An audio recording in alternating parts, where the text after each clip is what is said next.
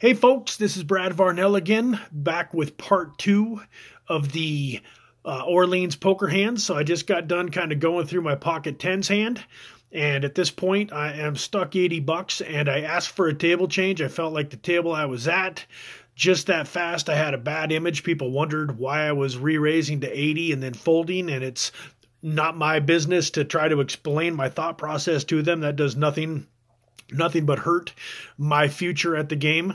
At the same time, I didn't love the nature of the game, and I decided to head for hopefully greener grass. So I got a table change. Not too long after I got to the table, I had kind of an uneventful hand where I made a full house, won a respectable pot, and was back up over my original $300 starting stack. At that point, the next interesting hand ended up coming up. I was in early position. I had King 10 suited in a tough game. I don't really love playing it. It's probably a fold. I didn't think this was a tough game, and I decided to make a raise to 9 with King 10 suited. Now, it turns out that one of the players in the hand read that as weakness, and not having played with me before doesn't realize that I would make it 9 there with just about my whole range. One of the things that I've learned over the last year or so, watching a lot of Jonathan Little and learning from some of the top players, is that you don't really need to raise to 4, 5, 6, 7x like so many small stakes poker players do. Like the average raise was probably $15 to $20 at this table, making it play a little bit more like a 2-5 game. I'm not totally against doing that, and I have had mixed results. I used to be the guy that would probably raise to 12 or 15 with most of the hands that I was going to play and go from there. And now I am trying a little bit smaller bet sizing, and I've noticed that it gives me, I do like some things about it and I don't like some things about it. So I was still, the jury is still out. But in this particular hand, I raised to 9, and I would have raised to 9 with aces or kings or any hand that I was going to play. But this particular player did give away some information at the end of the hand that was valuable, that's good, because now I realize that he looked at a small raise as weakness. So anyways, on with the hand. I get called in 3 places. One is on the button, one is in the little blind, and I believe the 4th player was the big blind. And so we went to see a flop with about 55 bucks in the pot. And long story short, the flop comes Jack 5-8. Jack 5-8 with 2 spades. So we flop the king high flush draw, backdoor straight draw, have 1 overcard, and it gets checked to me. And this is a situation where I'm almost always going to continuation bet. I want to give myself a chance to build a pot with a big draw. I also want to give myself a chance to just win without a fight, although the odds of all 3 opponents folding are probably reasonably low. Although, you know, it depends. You can get a reasonable amount of folds on a flop like that. But in general, I'm not necessarily betting because I think I'm going to win the pot right away, but I have a lot of equity, and it also continues with the story. So I'm telling a story that I raised pre-flop, and now I'm betting the flop.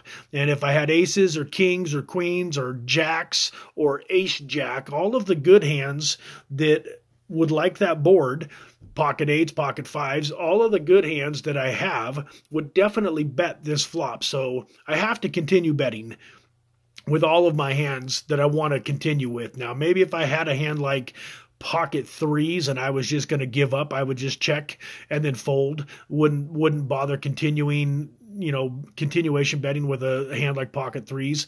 But in this particular situation, I'm going to be continuation betting a pretty big part of my range that I raised pre-flop with, especially in early position. So I did decide to bet a little bit on the small side.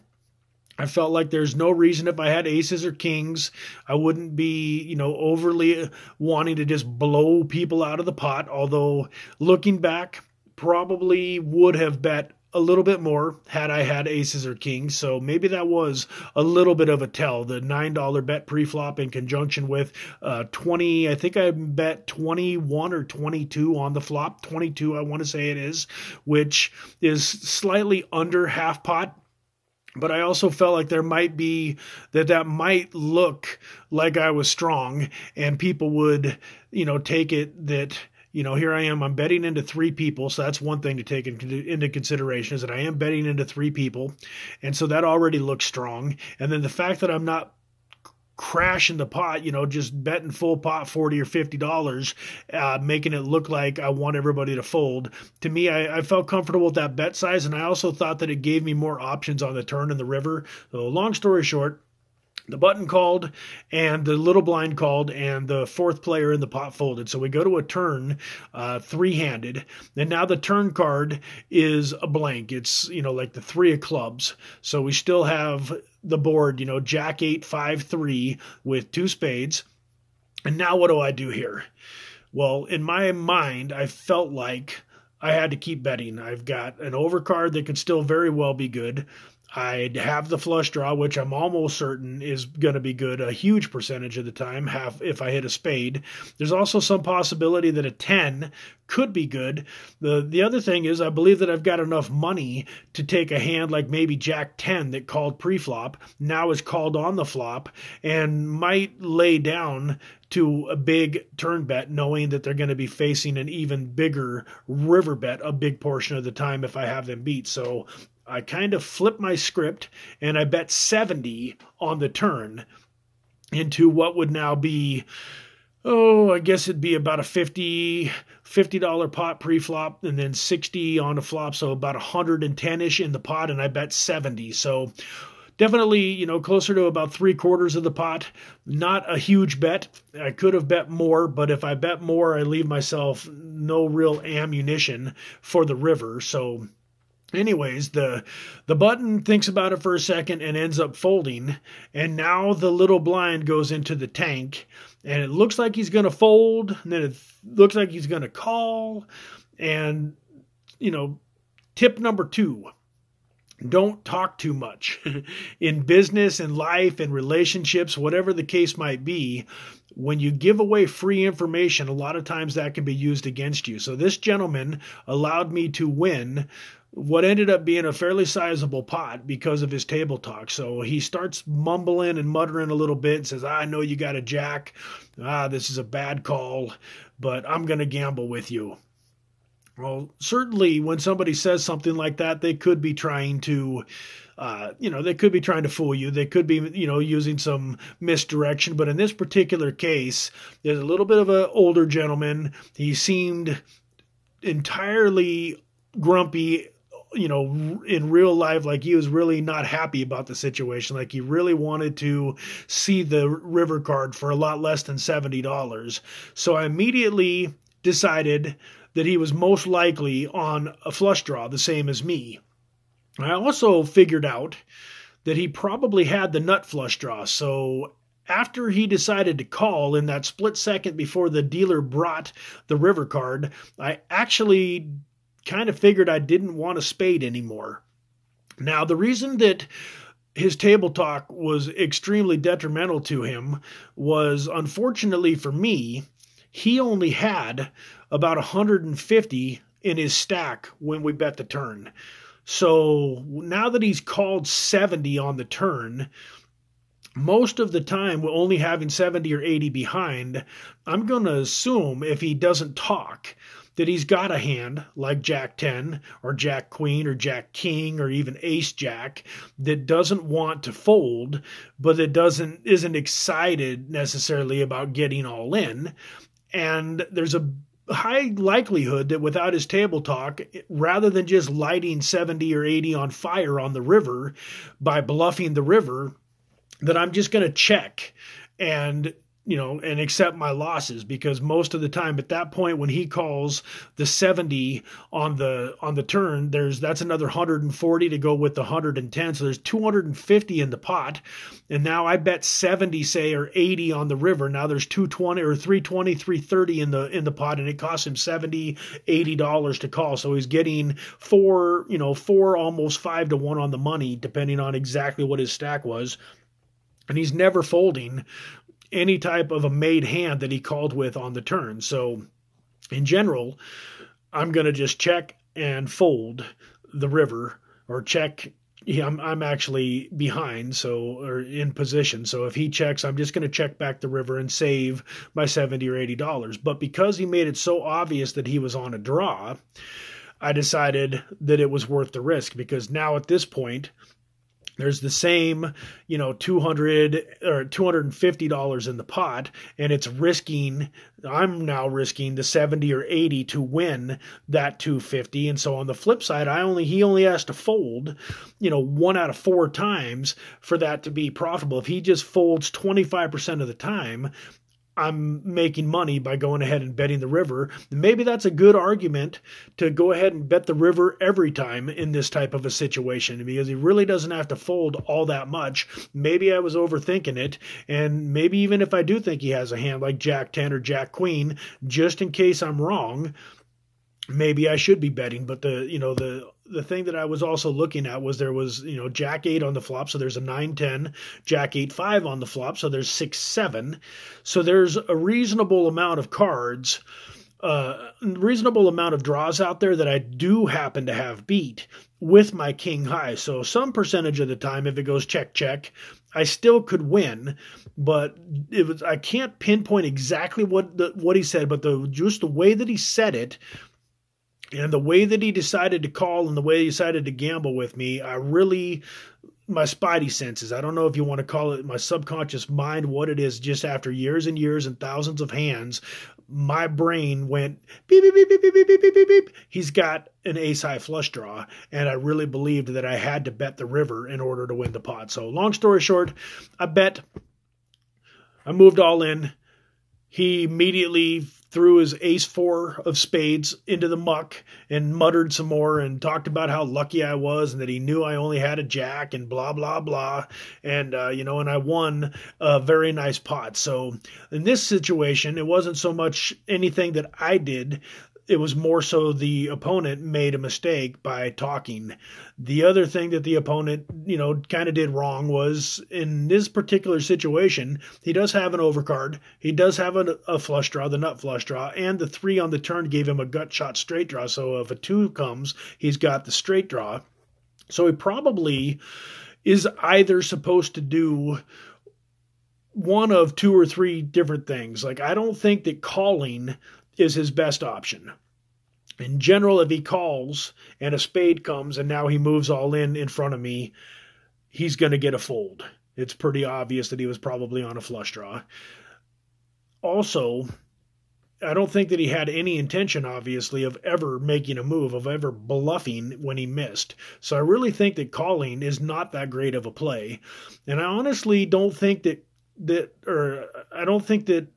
raising or calling is also a good play from the standpoint that he really wasn't getting the right pot odds. When I bet 70 on the turn, his flush draw, if he knows that all of his outs are clean, then maybe he's getting the right odds. But if he's mainly basing this on the fact that he needs to hit his flush, and obviously his deuce would have been the nuts too, then he's looking at about 12 outs out of 44 cards in the deck. So it's still nowhere near getting the right odds to just call and try to hit his draw, especially when he's probably not going to get paid off on the river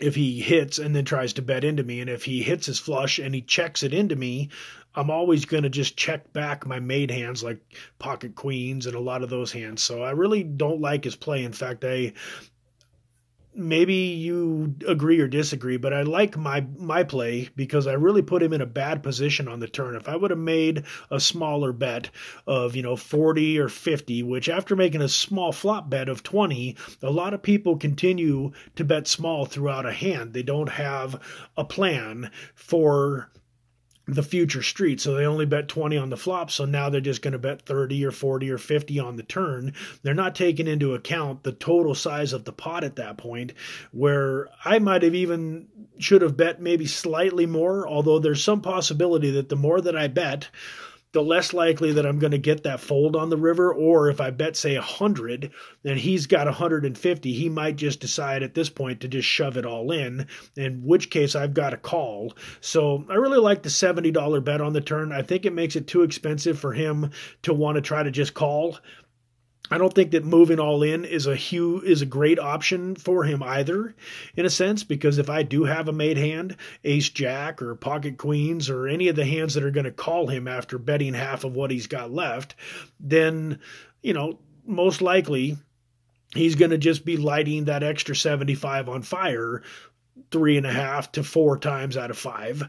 So moving all in isn't a great play on his part. And so that's part of poker too, and that's part of life, you know, especially in business, is putting your opponents into difficult situations where they have the ability to make a mistake. And I don't mean business wise, like you know, cutthroat and that you're supposed to be trying. I'm not talking about being dishonest or unethical or doing things that would make your customers or, you know, competitors necessarily have to, you know, think that you're, you know, a shyster or anything like that. But I just mean in general in life, if you can put people and put yourself in positive situations where you really give yourself a lot of good choices, and the person that you're negotiating with or that you're not talking with doesn't have as many good choices, you know, kind of like a heads I win, tails you lose type of a situation, especially in poker, that is valuable. So long story short, I won that hand, and that propelled me up to a reasonable little bit of a, I was ahead a reasonable little bit. I can't talk tonight. I was ahead probably, I don't know, 100, 150 at that point. I'd gotten back my original 80 that I lost on the pocket tens hand, won a nice little pot there, was ahead in the ballpark of $150 probably. On the very next hand, he takes his $75, $80 and ends up raising with pocket fives. I re-raise with ace queen. We all end up getting it all in before the flop, and his pocket fives hold up. And so I gave him back a good portion of the money that I'd won from him on the very previous hand, but that was okay. So that's the second hand of the night. And in part 3, we will get into the last couple of hands. One which was a lot of fun for me, one that wasn't quite as much fun for me, but it'll be a good learning lesson, I think, in both cases for us to, you know, kind of describe the action and talk about what happened, and also talk about how it pertains, you know, into real life. So folks, thanks for listening. Today was day 37, video 37 of the 90-day challenge, and also day 37 of the weight loss challenge, the 90-day straight gym challenge. And so folks, that is all going fantastic. And thank you for watching it. If you haven't already subscribed and liked these videos, please do. And we will catch you again tomorrow. Take care.